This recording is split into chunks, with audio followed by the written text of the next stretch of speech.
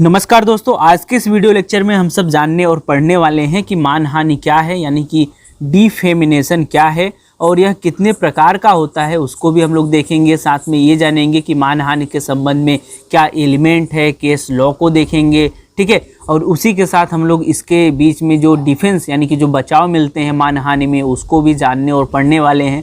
साथ में ये भी हम लोग देखने वाले हैं कि ताना और गाली देना किसी को क्या मानहानि के संबंध में आता है या फिर नहीं आता है, अगर आता है तो किस प्रकार से आता है इस मानहानि के लॉ में। यानी कि हम मानहानि के संबंध में पूरी डिटेल से आज के इस वीडियो में चर्चा करने वाले हैं। साथ में ये भी जानने वाले हैं कि अपमान लेख अपमान वचन में क्या डिफरेंस है। बहुत सारे लोगों को इसके बीच में कन्फ्यूज़न होती है, तो उसके बीच में अंतर क्या है वो भी हम आपको बताने वाले हैं। तो चलिए आज की ये कमाल की और एक पूरी जानकारी वाली वीडियो शुरू कर। सब्सक्राइब करें मॉडर्न टीच यूट्यूब चैनल को और इस बेल आइकन पर क्लिक करके ऑल वाला ऑप्शन सिलेक्ट कर ले ताकि आपको सभी प्रकार के लेटेस्ट एजुकेशनल वीडियो का नोटिफिकेशन मिल सके। तो चलिए दोस्तों देख लेते हैं कि क्या है डिफामेशन यानी कि मानहानि क्या है। बहुत ही इजी लैंग्वेज में हम सब पढ़ेंगे, बहुत ही सरलता से इसको जानने का प्रयास करेंगे। तो सबसे पहले हम लोग इसका डिफिनेशन देख लेते हैं कि क्या है ये चीज़ें। और डिफिनेशन यहाँ पर हम महान कुछ वैज्ञानिक, ठीक है, महान अनुभवी व्यक्तियों के साथ देखेंगे, जैसे कि सामंत जी बोलते हैं, ठीक है। इसको आप एग्जाम में भी लिखिएगा इस प्रकार से, सामंत के अनुसार, प्रोफेसर वेनफील्ड के अनुसार काफ़ी अच्छे आपको मार्क्स मिलेंगे, ठीक है।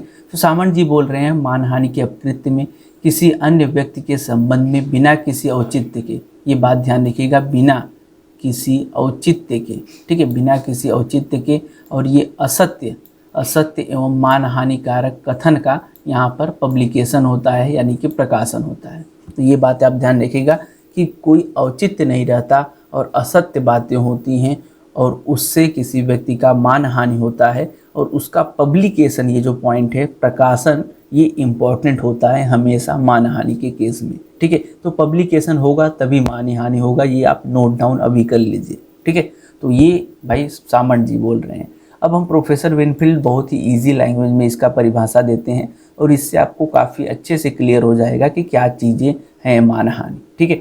तो ये बोलते हैं किसी व्यक्ति के संबंध में ऐसे कथन को मानहानिकारक कहा जाता है जिससे वह व्यक्ति समाज के विवेकशील, ठीक है, जो समाज के बुद्धिजीवी वर्ग हैं, जो विवेकशील पर्सन्स हैं, उनके, ठीक है, उनके दृष्टि में वो सामान्यतः गिर जाए, जिससे, ठीक है, जिसके कारण लोग उससे नफरत करने लगे।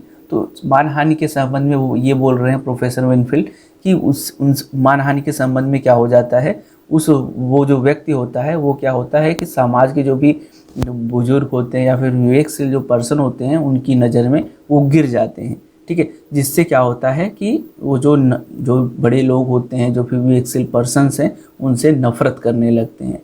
तो इस प्रकार की चीज़ें डिफामेशन यानी कि मानहानि के संबंध में आती है। अब हम लोग देख लेते हैं कि यह कितने प्रकार का होता है, यह कितने प्रकार का हो सकता है उसको हम देख लेते हैं। तो यह बेसिकली 2 प्रकार का होता है क्योंकि मैंने यहाँ पर लिखा हुआ है। फर्स्ट है अपमान लेख, ठीक है, जिसको हम लोग इंग्लिश में लेबल भी बोलते हैं, ठीक है। और जो सेकंड है वो है अपमान वचन, जिसको हम इंग्लिश में स्लैंडर भी बोलते हैं, ठीक है।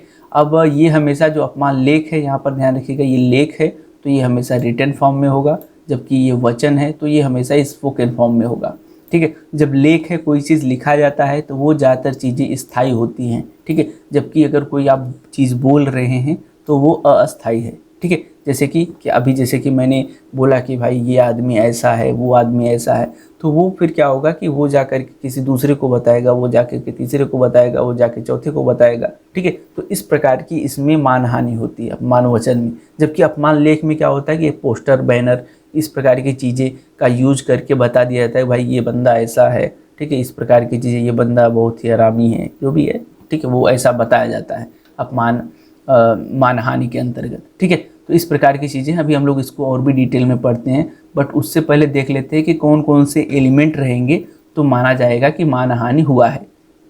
तो ये जो 3 एलिमेंट है, अगर किसी भी चीज़ में, किसी भी मतलब आप केस में रहेंगे तो ये माना जाएगा कि भाई ये मानहानि हुआ है, ठीक है। तो फर्स्ट है कथन, जो भी होगा, जो भी वाक्य बोला जा रहा है, जो भी चीज़ें कथन या फिर जो भी चीज़ें हैं वो हो रही है तो वो मानहानि करित होना चाहिए, उससे किसी पर्सन का, किसी भी व्यक्ति का, व्यक्ति विशेष का मानहानि होना चाहिए। तो ये चीज़ें, ये फर्स्ट पॉइंट के अंतर्गत है। सेकंड है जो कथन का संबंध वादी से होना चाहिए, यानी कि जो भी केस फाइल कर रहा है उससे संबंधित होना चाहिए। ठीक है, जब उससे संबंधित ही नहीं होगा तो फिर उसका मानहानि कैसे हुआ, अगर रहेगा तभी माना जाएगा कि उसके मानहानि हुआ है। ठीक है, और जो थर्ड है कथन का प्रकाशन, तो मैंने आपको स्टार्टिंग में ही बताया था पब्लिकेशन, पब्लिकली उसको मतलब होना बहुत ज़रूरी है। यहाँ पर पब्लिकेशन का जो प्रोसेस है बहुत ही ज़्यादा इंपॉर्टेंट है। पब्लिकेशन नहीं होगा तो आपका मानहानि नहीं माना जाएगा। ठीक है, तो ये तो मानहानि के संबंध में आवश्यक तत्व हो गए। अब हम देखते हैं कि भाई अब हम लोग देखते हैं कि भाई अपमान लेख क्या है। अपमान लेख फिर अपमान वचन को थोड़ा सा डिटेल में हम लोग जानने का प्रयास करते हैं। तो यहाँ पर एक पॉइंट मैंने यहाँ पर नोट में सबसे ऊपर लिखी हुई है कि जो अपमान लेख होता है, ठीक है, जो अपमान लेख होता है वो हमेशा आँखों के लिए होता है, जबकि जो अपमान वचन है वो हमेशा कानों के लिए होता है। अब अपमान लेख जैसे कि कुछ चीज़ें लिखी हुई हैं किसी व्यक्ति के बारे में, पर्सन के बारे में लिखी हुई है, तो वो हमेशा हम लोग आँखों से देखेंगे। तो इसके लिए हमने ये लिखा है कि अपमान जो लेख होता है वो हमेशा आँखों के लिए होता है, जबकि अपमान जो वचन होता है उसको हम कानों के जरिए सुनते हैं कि भाई ये पर्सन ऐसा है, ये ऐसा कर रहा है, वैसा कर रहा है, तो ये हमेशा कानों के लिए होगा। इस पॉइंट को आप ध्यान रखिएगा तो काफ़ी ईजिली आप क्लियरिफाई कर पाएंगे, काफ़ी ईजिली आप ये आपके अंतर्गत डाउट नहीं रहेगा कि अपमान लेख के अंतर्गत आएगी चीज़ें कि अपमान वचन के अंतर्गत चीज़ें आएंगी। ठीक है, तो चलिए अब हम लोग देखते हैं कि अपमान लेख के कुछ मामले आपको बता देते हैं जिससे आपको, ठीक है, आपको एग्ज़ाम में भी लिखने में दिक्कत ना हो, एग्ज़ाम में भी आपको केसेस लिखने होते हैं। ठीक है, तो अपमान लेख के अंतर्गत ये मामले मैं आपको बता देता हूँ, बहुत ही ईजी मामला है और इस केस का नाम है मनसन बनाम टूसा ट्राइब लिमिटेड। ये एक कंपनी के साथ केस था मनसन का। ठीक है, इसमें क्या हुआ था कि एक व्यक्ति था, वो कोर्ट की तरफ से, ठीक है, उस पर कोर्ट की तरफ से उस पर चल रहा था कत्ल का मुकदमा और उसके बाद में वो बाइज्जत बरी हो जाता है। लेकिन फिर भी एक कंपनी थी जो कि टूसा ट्राइब लिमिटेड करके थी और उसने क्या किया कि उस व्यक्ति का पुतला, ठीक है, उस व्यक्ति का पुतला यानी कि मनसन का पुतला कुख्यात अपराधी जो भी थे उनके साथ में बना करके फूका। ठीक है, तो ऐसा करने पर उसका मानहानि हुआ, उसका डिफामेशन हुआ, क्योंकि वो बाइज्जत बरी हो चुका था, फिर भी ऐसा करने पर उसको प्रॉब्लम हुआ। ठीक है, क्योंकि वो जब कोर्ट के द्वारा कोर्ट ने उसको सज़ा नहीं दिया और कोर्ट उसको गिल्टी नहीं पाई, तो फिर क्यों आप ऐसा कर रहे हैं। ठीक है, तो उन्होंने ऐसा गलत कार्य किया, इसके लिए बाद में उसको क्षतिपूर्ति करनी पड़ी। ठीक है, कोर्ट के द्वारा उसको सज़ा दी गई, भाई आपने ऐसा क्यों किया। तो ये देखिए अपमान लेख के अंतर्गत का केस है, क्योंकि उसने पुतला जलाया था। ठीक है, पुतला जला करके कुख्यात अपराधियों के साथ उसका पुतला जलाया और जिसके कारण उसका डिफामेशन हुआ। ठीक है, यानी कि उसका मानहानि हुआ। तो ये था मनसन बनाम टूसा ट्राइब लिमिटेड का केस।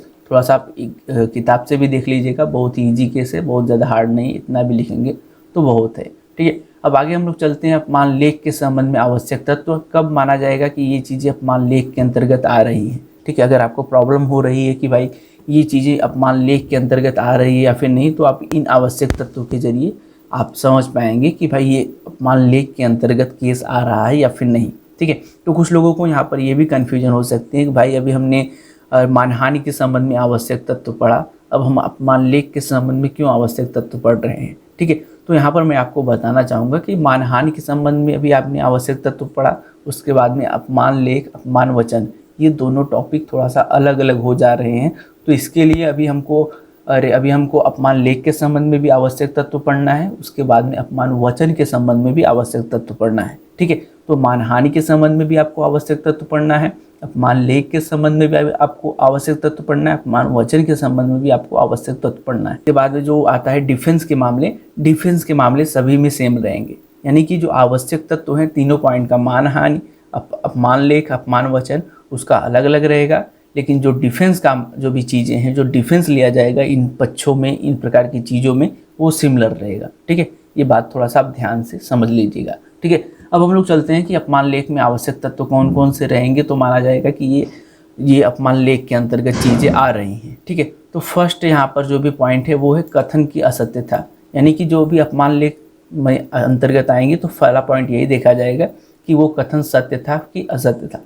अगर असत्य है तो वो फिर अपमान लेख के अंतर्गत आ जाएगा। ठीक है, और सेकंड है कथन स्थायी होना चाहिए। ठीक है, स्थायी और स्पष्ट होना चाहिए। तो जैसा कि मैंने आपको बताया कि अपमान लेख में हमेशा जो भी चीज़ें होती हैं वो स्थायी होती हैं, जैसे कि कोई चीज़ लिख दिया गया, कोई बोर्ड लगा दिया गया, आपके घर की दीवार पर लिख दिया गया, तो इस प्रकार की चीज़ें। और थर्ड है कथन अपमानजनक हो, यानी कि अगर अपमानजनक होगा तभी मानहानि होगा, और जब मानहानि होगा तभी आप केस फाइल कर पाएंगे। तो अब अपमानजनक भी होना ज़रूरी है।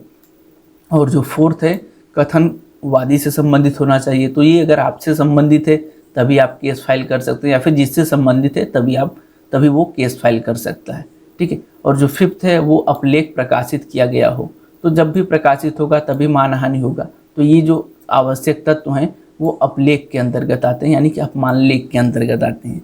तो अगर ये तत्व रहेंगे तो वो फिर बोला जा सकता है कि भाई ये जो केस है, ये जो चीज़ें हैं वो अपमानलेख के अंतर्गत आती हैं, और अपमानलेख के सभी जो आवश्यक तत्व हैं उसको फॉलो अप कर रहे हैं, ठीक है। अगर फॉलो अप करेंगे तो वो फिर केस फाइल कर पाएगा अपमानलेख के संबंध में, ठीक है। और यहाँ पर एक जो पॉइंट यहाँ पर मैंने लिखा हुआ है सबसे नीचे, ये नोट करने योग्य है। अपमानलेख स्वतः वाद योग्य होता है, ठीक है। अगर अपमानलेख हुआ है, ठीक है, जैसे कि आपके बारे में पोस्टर कहीं पर लग गया है, या फिर आप ऐसे हैं वैसे हैं कहीं पर लिख दिया गया है, तो वो फिर आप केस फाइल कर पाएंगे, ठीक है। तो इसके लिए मैंने यहाँ पर लिखा है कि जो अपमानलेख होता है वह स्वतः ही, ठीक है, अपने आप ही वाद योग्य हो जाता है, आप उस पर केस फाइल कर पाएंगे, ठीक है। इस प्रकार की चीज़ें हैं। तो अब आपने देखा कि अपमानलेख क्या है, अपमानलेख के आवश्यक तत्व क्या हैं। अब हम लोग थोड़ा सा देख लेते हैं अपमान वचन क्या है, ठीक है। अपमानलेख को आपने समझ लिया, अब अपमान वचन को समझते हैं। और अपमान वचन भी बहुत ही ईजी है। अपमान वचन में मानहानि शब्दों या वचनों को बोलकर की जाती है। तो इसमें जो उसमें था रिटन फॉर्म में होता था, तो यहाँ पर स्पोकन फॉर्म में होता है। यह दृश्य या सुनने योग्य हो सकते हैं, ठीक है, या फिर इससे आप देख सकते हैं भाई कौन बोल रहा है, या फिर आप सुन सकते हैं भाई किसके द्वारा बोला जा रहा है, या फिर कानों के जरिए होता है, कानों के लिए होता है, जैसे कि मैंने आपको बताया। तो बहुत ही ज़्यादा ईजी है, यह दृश्य या फिर सुनने योग्य होती हैं चीज़ें। यहाँ पर नोट करने वाली बात यह है कि इसमें ध्वनि निकलती है, ठीक है। जो भी अगर कोई बोलेगा तो वहाँ से, जैसे कि मैं आपको बोल रहा हूँ तो आपको कानों तक आवाज़ जा रही है, ठीक है। तो वही है, इसमें ध्वनि निकलती है। तथा रिकॉर्ड बनने पर, ठीक है, अगर कोई इस व्यक्ति को रिकॉर्ड बना लेता है, जैसे रिकॉर्ड कर ले रहा है और उसका फिर से प्रकाशन कर रहा है, ठीक है। अगर मान लीजिए कोई व्यक्ति किसी व्यक्ति के बारे में अपशब्द बोल रहा है, तो दूसरा व्यक्ति क्या करता है, उसको रिकॉर्ड कर लेता है, ठीक है, भाई ये ऐसा ऐसा कर रहा है। और अगर उसको वो पब्लिश करता है, ठीक है, पब्लिश करने पर या फिर प्रकाशित करने पर जो भी प्रकाशित करेगा, प्रकाशित करने वाला व्यक्ति दायी होगा, ठीक है। जो भी अगर उसका प्रकाशन फिर से करेगा तो वो दायी होगा, ठीक है। तो ये बातें हैं, जैसे कि अब कोई बंदा बोल रहा है किसी दूसरे व्यक्ति के बारे में, तो दूसरा जा करके रिकॉर्ड करके उसको यूट्यूब पे, फेसबुक पे, ऐसा अलग अलग प्लेटफॉर्म पे डाल देता है। तो वही चीज़ें है, अगर ऐसा करेगा, जो भी करेगा, प्रकाशन उसका करेगा, पब्लिकेशन करेगा, जो रिकॉर्ड करेगा, तो वो फिर दायी माना जाएगा, ठीक है। तो चलिए अब हम लोग देख लेते हैं कि अपमान वचन के अंतर्गत कौन कौन से आवश्यक तत्व आते हैं, यानी कि कब माना जाएगा कि ये जो केस है या फिर कोई केस जो भी आता है, कब माना जाएगा कि ये भाई अपमान वचन के अंतर्गत आ रहा है, ठीक है। तो यहाँ पर आप देखेंगे कुल यहाँ पर 6 पॉइंट है। अगर ये चीज़ें रहेंगी किसी केस के अंतर्गत तो माना जाएगा कि भाई ये जो चीज़ें हैं वो अपमान वचन के अंतर्गत आ रही हैं, ठीक है। तो यहाँ पर जो फर्स्ट है वो ये है कि भाई आरोपित कथन मानहानिकारक होना चाहिए। अगर आप किसी के ऊपर आरोप लगा रहे हैं तो ये जो कथन है, ठीक है, जो भी आप बातें बता रहे हैं वो किसी उस कथन से किसी पर्सन की मानहानि होना ज़रूरी है। अगर मानहानि नहीं होगा तो फिर आप केस नहीं कर पाएंगे, ठीक है। और जो सेकंड है, आरोपित कथन जो भी होगा, आरोपित जो भी चीज़ें होंगी वो अपहानिकारी वचन असत्य होनी चाहिए, यानी कि उसका असत्यता भी ज़रूरी है। फर्स्ट है वो मानहानिकारक हो, सेकंड है उसकी असत्यता, वो जो भी बातें बोली जा रही है आपके बारे में वो असत्य होना भी काफ़ी इम्पोर्टेंट है, ठीक है। अगर सत्य रहेगा तो आप फिर उस पर केस फाइल नहीं कर पाएंगे। ये पॉइंट आप नोट कर लीजिएगा। चलिए थर्ड पॉइंट को देखते हैं। थर्ड में कहा गया है कि इसका संबंध वादी से हो, जो भी केस फाइल कर रहा है उससे संबंधित होना चाहिए। साथ में आरोपित अपवचन, जो भी आरोप लगाया जा रहा है कि ये अपवचन कहा गया है मेरे बारे में, इससे मेरी मानहानि हुई है, उसका प्रकाशन यानी कि पब्लिकेशन होना ज़रूरी है, ठीक है। इसका प्रकाशन प्रतिवादी द्वारा किया गया हो, यानी कि जो भी वचन है, जो भी चीज़ें, जैसे कि मैंने बताया कि भाई अपमान वचन में क्या थी कि जो अगर फिर से रीपब्लिश करता है, ठीक है, जैसे कि कोई व्यक्ति बोल रहा है उसका रिकॉर्ड बनाकर पब्लिश करता है, तो ये चीज़ें क्या हैं, ठीक है, वो उसके ऊपर केस फाइल किया जा सकता है। तो वही यहाँ पर बोल रहा है कि इसका प्रकाशन प्रतिवादी द्वारा किया जाना हो, ठीक है, उसके द्वारा किया गया हो तभी माना जाएगा। तो ये हो गया पांचवा हमारा पॉइंट। अब हम लोग चलिए छठवां पॉइंट देखते हैं। तो छठवें पॉइंट में यही कहा गया है कि आरोपित अपवचन से वादी को इससे विशेष क्षति हुई है, ठीक है। तो यहाँ पर विशेष क्षति भी देखी जा रही है, ठीक है, ये पॉइंट आप देख लीजिएगा, ठीक है, थोड़ा सा ध्यान दीजिएगा। इसमें मानहानि कारक हो फर्स्ट में, सेकंड में असत्यता पर फोकस दिया गया है, और जो थर्ड है उसमें वादी यानी कि उससे संबंधित होना चाहिए, साथ में प्रकाशन पर, ठीक है, फोकस दिया गया है, साथ में उसी के द्वारा प्रकाशन किया गया हो, फिफ्थ में इस पर फोकस किया गया है, और सिक्स में क्षति भी होना जरूरी है, कोई विशेष क्षति होना ज़रूरी है। ये बातें आप ध्यान रखिएगा। ये अगर चीज़ें रहेंगी तो ये फिर अपमान वचन के अंतर्गत चीज़ें आती हैं। कुछ विशेष परिस्थितियां जिसमें छूट भी मिली होती है, जिसको हम लोग आगे देखेंगे, ठीक है। तो ये जो सभी चीज़ें अभी तक आप लोगों ने देखा, आप लोगों ने पढ़ा, ये तो इंग्लैंड की विधि के अनुसार है, यानी कि आप जो भी आप टॉट पढ़ रहे हैं, टॉट का भी ये जो सिलेबस है वो इंग्लैंड विधि के ही अनुसार है। तो भारत में इसकी स्थिति क्या है, भारत में क्या कुछ है, उसको हम लोग अब देख लेते हैं। भारत में इस विषय में इंग्लैंड की सामान्य विधि का अनुसरण नहीं किया गया, मतलब नहीं किया जाता है। अपमान लेख, अपमान वचन, दोनों प्रकार की मानहानियां, ठीक है, आईपीसी के 499 के अंतर्गत दंडनीय बना दिया गया है। बस यहाँ पर ये पॉइंट ध्यान देने होंगे। भारत में जैसे कि वो जो अलग विधि थी इंग्लैंड में, उसका मतलब कि मानहानि ऐसा है वैसा है बता रहे थे, ठीक है, वो सब ठीक है, लेकिन यहाँ पर भारत में आईपीसी के 499 के अंतर्गत बोल दिया गया है कि भाई जो अपमान वचन है, अपमान लेख है, ये चीज़ें क्या होंगी, ये अपराधी मानी जाएगी, उससे अंतर्गत अपराध माना जाएगा। जैसे कि यहाँ पर आप केस देखेंगे, सभी चीज़ें क्लियर हो जाएंगी। ये भारत का केस है, और इस भारत के केस में केस का नाम है हीराबाई बनाम, ठीक है, हीराबाई बनाम दिनसाइदुल। थोड़ा सा नाम थोड़ा सा अटपटा है, आप देख लीजिएगा, मैं इसको हटा दे रहा हूँ, थोड़ा सा वर्ड टेढ़े हैं। तो इस प्रकार की चीज़ें हैं। इसमें क्या हुआ था कि बाद में न्यायालय ने कहा कि यदि किसी महिला पर चरित्र हनन का आरोप लगाया जाता है तो वह बिना किसी विशेष क्षति को साबित किए हुए अनियोज्य है। यानी कि अगर किसी महिला के ऊपर बोला जा रहा है कि भाई ये महिला, इसका चरित्र नहीं सही है, ये ऐसी है वैसी है, तो वो फिर डायरेक्ट केस फाइल कर सकती है। इसमें उन्होंने, न्यायालय ने छूट दिया है, ठीक है। तो ये जो केस लॉ था इंडिया का था, हीराबाई बनाम दिनसाइदुल करके केस लॉ था।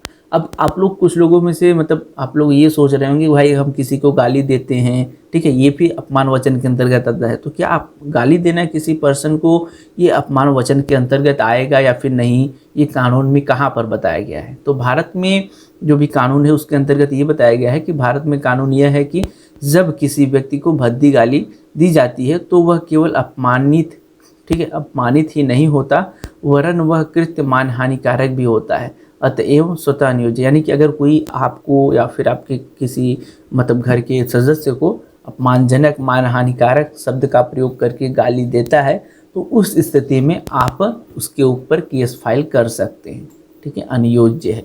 ये बातें आप ध्यान रखिएगा, काफ़ी इंपॉर्टेंट है, ठीक है। यानी कि आप फिर उसके ऊपर केस फाइल कर पाएंगे। एक केस लॉ और देख लेते हैं जो कि भारत का ही है और बहुत ही ज़्यादा प्रचलित है, थोड़ा सा बहुत ज़्यादा इंपॉर्टेंट ये केस लॉ है।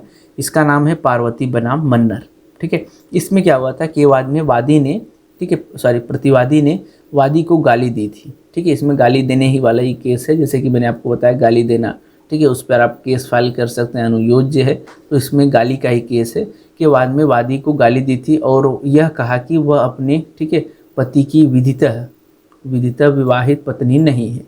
ये किसी औरत को एक व्यक्ति ने गाली दी कि भाई आप उसकी पत्नी नहीं हो, पता नहीं किधर से शादी उदी करके आ गई हो, इस प्रकार की चीज़ें बोली, पत्नी नहीं है, और अनेक स्थानों पर दुष्चरित्र के कारण निकाली जा चुकी है। और उसको ये भी बोल दिया कि भाई तुम, और अलग अलग जगहों से तुम निकाली जा चुकी हो, भगाई जा चुकी हो, प्रताड़ित की जा चुकी हो।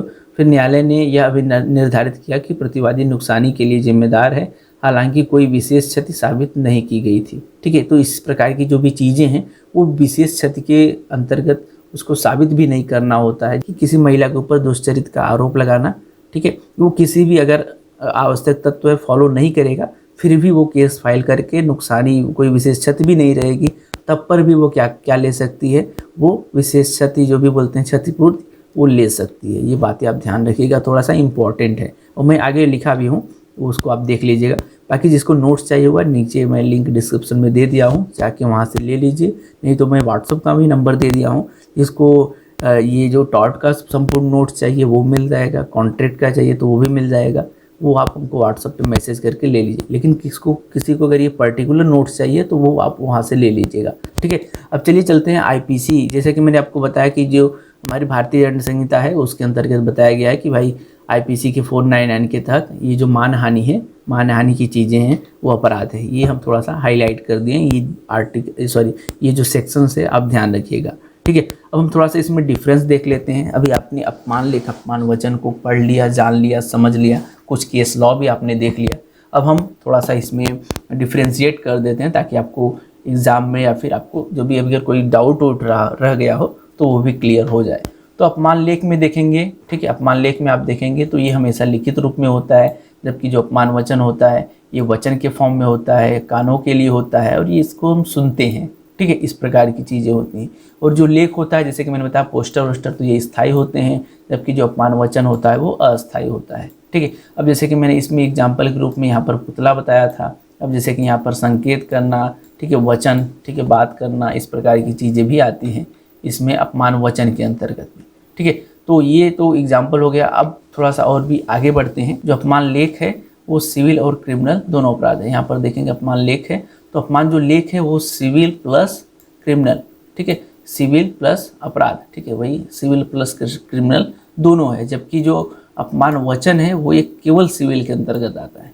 जो लेख है, ठीक है, वो उसमें क्रिमिनल भी चीज़ें आ जाएंगी, जैसे कि किसी व्यक्ति के बारे में बता देना या फिर उसके पोस्टर पर उसके फेस पर बंदर का चेहरा लगा देना, किसी अन्य पर्सन का, ठीक है, चेहरा लगा देना, इस प्रकार की चीज़ें, किसी आतंकवादी का चेहरा लगा देना। तो ये जो लेख वाली चीज़ें हैं वो अपराध में भी आ जाती हैं, सिविल में भी आ जाती हैं। जबकि जो वचन है, अपमान वचन है, वो हमेशा सिविल में आएगा, ठीक है। और जो अपमान लेख होता है वो विद्वेषपूर्ण भावना से प्रेरित होकर के किया जाता है, उसमें विद्वेषपूर्ण भावना उसके अंतर्गत छिपी होती है। जबकि जो अपमान वचन है देखेंगे या ज़्यादातर उत्तेजना और क्रोध में बोला जाता है, ठीक है, भाई ये ऐसा है वैसा है, वो हमेशा क्रोध में बोला जाता है, क्रोधित होने पर भी बोला जाता है, इस प्रकार की चीज़ें, ठीक है। अब हम यहाँ पर देखते हैं कुछ और भी इम्पोर्टेंट पॉइंट, जैसे कि यहाँ पर अगर हम पुनः प्रकाशन करते हैं, ठीक है, अपमान लेख का अगर हम पुनः प्रकाशन करते हैं तो पुनः प्रकाशन करने वाले को दोषी इसमें नहीं माना जाता है, ये बात ध्यान रखिएगा।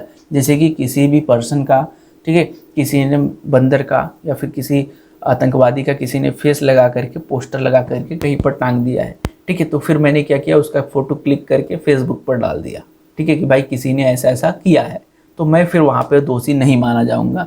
लेकिन इसमें ऐसा नहीं होता, जैसे कि मैंने आपको स्टार्टिंग में भी बताया कि इसमें दोषी माना जाता है। जैसे कि रिकॉर्ड बनाकर आप पब्लिश कर देते हैं तो इसमें आपको दोषी माना जाएगा, ठीक है। इस प्रकार की चीज़ें आप थोड़ा सा ध्यान रखिएगा।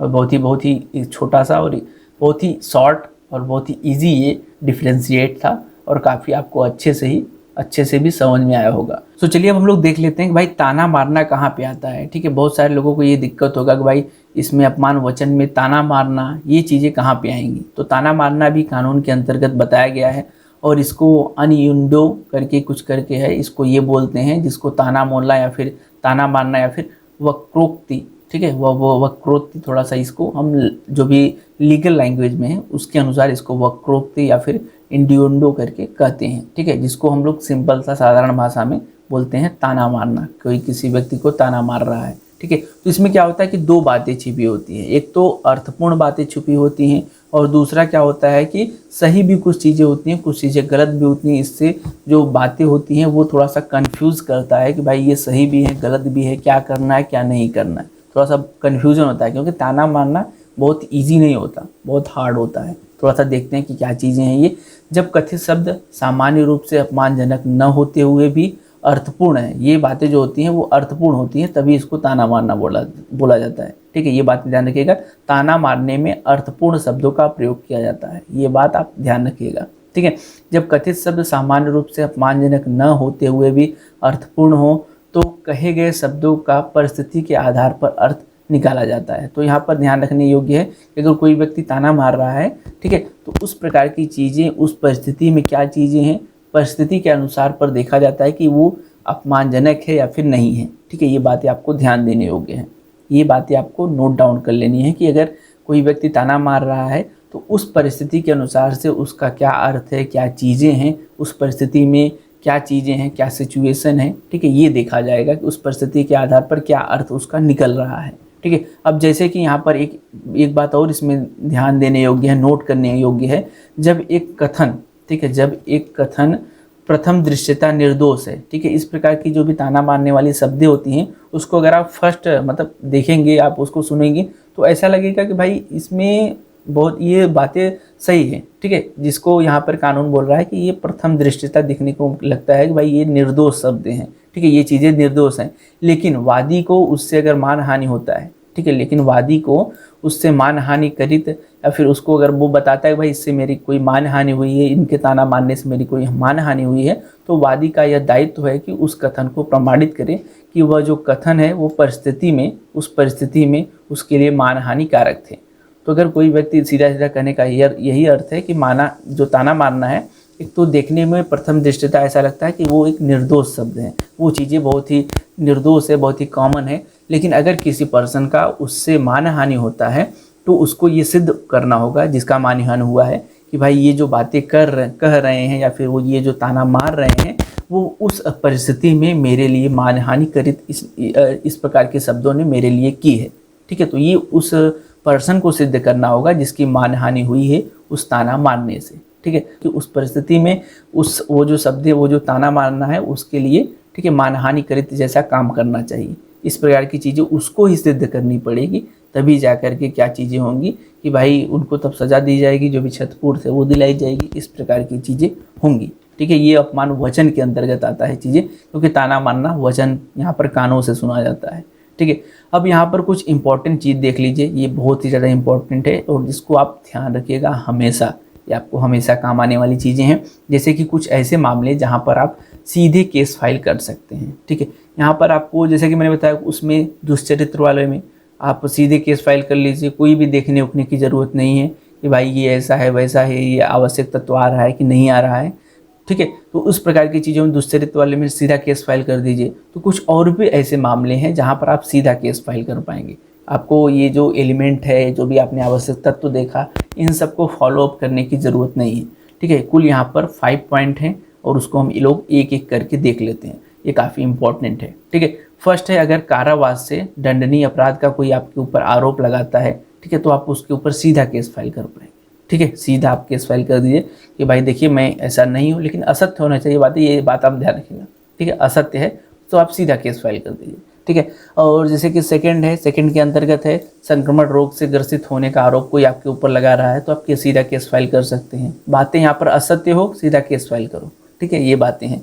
और जो थर्ड है, कार्य या व्यवसाय के प्रति अयोग्यता कोई आपको बता रहे भाई तुम अयोग्य नहीं हो, तुम डॉक्टर हो ही नहीं, तुमको ऑपरेशन करने नहीं आता, जबकि आपको आता है, तुमने झूठे, या फिर कोई इल्ज़ाम लगा देता है कि भाई इसने मेरी माता का ऑपरेशन किया था और वो चल बसी, ठीक है, अयोग्यता का उसने आरोप लगा दिया, तो फिर उसके पास कौन आएगा ऑपरेशन करवाने। तो इस प्रकार की चीज़ें हैं, जब उसके पास कोई नहीं आएगा तो इसके लिए यहाँ पर उसको डायरेक्ट ये पावर दी गई कि भाई आप डायरेक्ट केस फाइल करो उस पर्सन के खिलाफ, अगर आप योग्य हो तो। जब आप अयोग्य होगे तो आप फिर बैठ जाओगे, जब आपके पास योग्यता होगी तो फिर आपको काम नहीं मिलेगा, फिर आपको दुख होगा, ठीक है। तो इस प्रकार की चीज़ें अगर होंगी, तो अगर आप योग्य हो तो फिर केस फाइल करो, केस लड़ो, उसके बाद में फिर आप ये सिद्ध हो जाएगा, कोर्ट द्वारा ये बोल दिया जाएगा, ठीक है। आप अपनी योग्यता को जब आप साबित कर लेंगे तो फिर कोर्ट द्वारा बता दिएगा भाई ये जो बंदा है ये तो झूठ बोल रहा है, बाद में उसको सज़ा दी जाएगी। इस प्रकार की चीज़ें की जाएंगी। बाद में आपको जैसे कि योग्यता का या फिर आपको ऐसा जो भी मिलता है, फैसला निकल के आता है, वो आप दिखा भी सकते हैं किसी पर्सन को,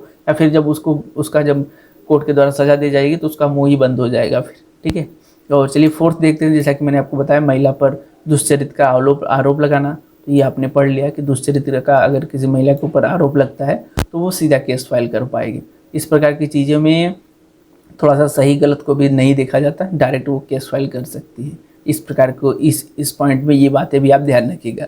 फिफ्थ पॉइंट है जाति की निंदा करना, ठीक है। किसी व्यक्ति की जाति की अगर आप निंदा करते हैं कि भाई ये ऐसा है वैसा है, ठीक है, कोई जाति को लेकर के आप उसको बोलते हैं भाई ये ऐसा है वैसा है, तो अगर जाति की लेकर आप निंदा करेंगे तो वो डायरेक्ट केस फाइल कर पाएगा। सो ये यहाँ पर चीज़ें अभी समाप्त होती हैं। अब हम लोग देखते हैं कि क्या डिफेंस की चीज़ें हैं, हम किस प्रकार की चीज़ें इसमें बचाव के अंतर्गत ले सकते हैं। तो यहाँ पर कुल 3 पॉइंट हैं जो कि आपको बताते हैं कि भाई आप इन 3 पॉइंट के अंतर्गत बचाव ले सकते हैं, ठीक है। फर्स्ट है जो कि है सत्यता, अगर बातें सत्य रहेंगी, ठीक है, तो आप बोल सकते हैं भाई ये बातें सत्य हैं। फिर जैसे कि कोई डॉक्टर है वो अयोग्य है, उसको ऑपरेशन करना नहीं आता, ठीक है, तो आप उसको बोल रहे हैं भाई तुमको तो ऑपरेशन ही करना नहीं आता। तो जो वो अयोग्य है, ठीक है, वो बातें जब सत्य हैं, उसको ऑपरेशन करना नहीं आता, तो फिर क्या मतलब है इस प्रकार की चीज़ें की, ठीक है। जब बातें सत्य रहेंगी तो फिर वो बचाव ले सकता है, उस व्यक्ति को बाइज्जत बरी कर दिया जाएगा। जैसे कि मैं बोल रहा हूँ किसी डॉक्टर को कि भाई तुमको ऑपरेशन करना नहीं आता और उसको सच में नहीं आता, ठीक है, सच में नहीं आता, तो वो फिर हमारे ऊपर अगर केस भी फाइल करेगा तो वो कोई मैटर नहीं करता, क्योंकि वो बातें सत्य हैं। बाद में जाकर के कोर्ट में ये चीज़ें प्रूव ही होनी है कि भाई उसको नहीं आता। जब नहीं आता तो फिर आप बाइज्जत बरी हो जाएंगे, आप छूट जाएंगे, क्योंकि बातें सत्य है, ठीक है। सेकंड है भाई माफ़ी मांग लो, ठीक है, भाई मेरे से गलती हो गई, मैं ऐसा नहीं करूँगा, मैं नहीं बोलूँगा तुमको, ठीक है। जैसे कि गाली दिया किसी को तो माफ़ी मांग लो भैया, ठीक है। तो अगर उसका मानहानि हुआ है तो माफ़ी मांग ली। जैसे कि आजकल सोशल मीडिया का ट्रेंड है, कोई नेता किसी अन्य नेता को बोल देता है कि ये नेता ऐसा है, बाद में कुछ ज़्यादा बवाल हो जाता है तो बोलते हैं भाई हम आपसे माफ़ी मांग रहे हैं। वो टीवी में फिर से आ जाता है कि भाई ये नेता इनके जो भी कहे गए सब ने उनको वापस ले रहे हैं, माफ़ी मांग रहे हैं। तो इस प्रकार की चीज़ें। थर्ड है विशेषाधिकार, ठीक है। विशेषाधिकार थोड़ा सा आपको समझने की चीज़ है, इसको आप थोड़ा सा समझ लीजिए। विशेषाधिकार को यहाँ पर 2 टाइप में बांटा गया है, ठीक है। फर्स्ट है पूर्ण विशेषाधिकार, जिसको पूरी तरीके से विशेषाधिकार प्राप्त है। सेकंड है सीमित विशेषाधिकार, जिसको कुछ सीमित मात्रा में विशेषाधिकार प्राप्त है। जैसे कि वो होता नहीं है कि कुछ लोगों को विशेषाधिकार प्राप्त होता है, वो आपको बोल सकते हैं। जैसे कि संसदीय कार्यवाही में किसी को बोला जाता है कि भाई ये अपराधी है, अपराधी नंबर इतना, कैदी नंबर इतना, ठीक है, जबकि वो कैदी प्रूव भी नहीं हुआ होता है। तो जैसे संसदीय कार्यवाही में, ऐसे ही न्यायिक कार्यवाही में, उसी प्रकार के मिलिट्री व नौसेना की कार्यवाही में, जैसे किसी आतंकवादी को पकड़ लिया गया, किसी चीज़ों को पकड़ लिया गया, कोई नागरिक को ही पकड़ लिया गया, भाई तुम आतंकवादी हो, तुमको आतंकवादी के जरिए, ठीक है, आतंकवादी होने के लिए मैं गिरफ्तार कर रहा हूँ। बाद में केस उस चलेगा, वो अलग बात है। लेकिन कार्यवाही होते समय बोला जाएगा भाई ये बैच नंबर इतना, ठीक है, कैदी नंबर इतना, आतंकवादी, ठीक है, ये है, इसको आतंकवादी का इल्ज़ाम है। तो इस प्रकार की चीज़ें, इस प्रकार की कार्यवाही में उसको आतंकवादी जब बोला जा रहा है तो उससे उसको छूट मिली हुई है, ठीक है। उनको विशेषाधिकार प्राप्त है, जो भी जजेस हैं, जो भी कोर्ट में रहने वाले लोग हैं, ठीक है, उनको छूट मिली हुई है, क्योंकि वो अगर नहीं बोलेंगे तो उनको पहचान ही नहीं पाएंगे किसको बोला जा रहा है, किसको नहीं बोला जा रहा है, ठीक है। तो ये बातें हैं। और जैसे कि राज्य की कार्रवाई, सबके कार्रवाई में ही है, देखिए, संसद की कार्रवाई, न्यायिक कार्रवाई, मिलिट्री नौसेना की कार्रवाई, ठीक है, राज्य की कार्रवाई, तो सबकी कार्रवाई में जो भी प्रोसीजर चलेगा उसमें डिफ्रेंशिएट करने के लिए थोड़ा सा बोला जाता है। तो ये है पूर्ण विशेषाधिकार, जिनको पूरी तरीके से विशेषाधिकार प्राप्त है। जबकि सीमित विशेषाधिकार कुछ लोगों को प्राप्त, जैसे कि पुलिस को प्राप्त होता है। इसमें क्या होता है, कर्तव्य पालन के लिए कहा गया, ठीक है।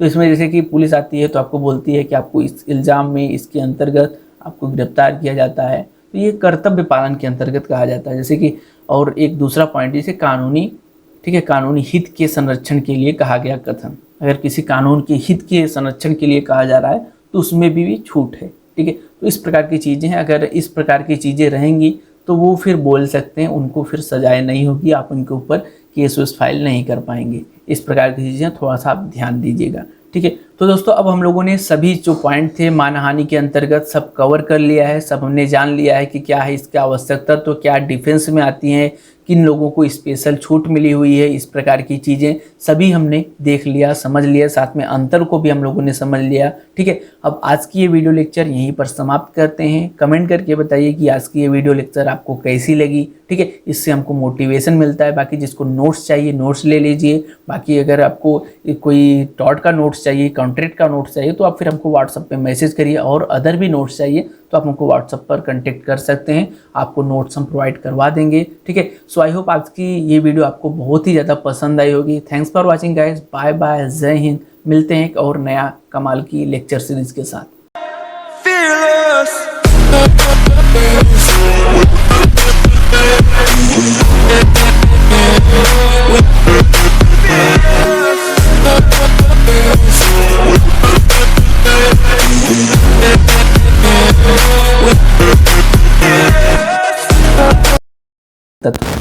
ठीक है, तो उसके बाद में जो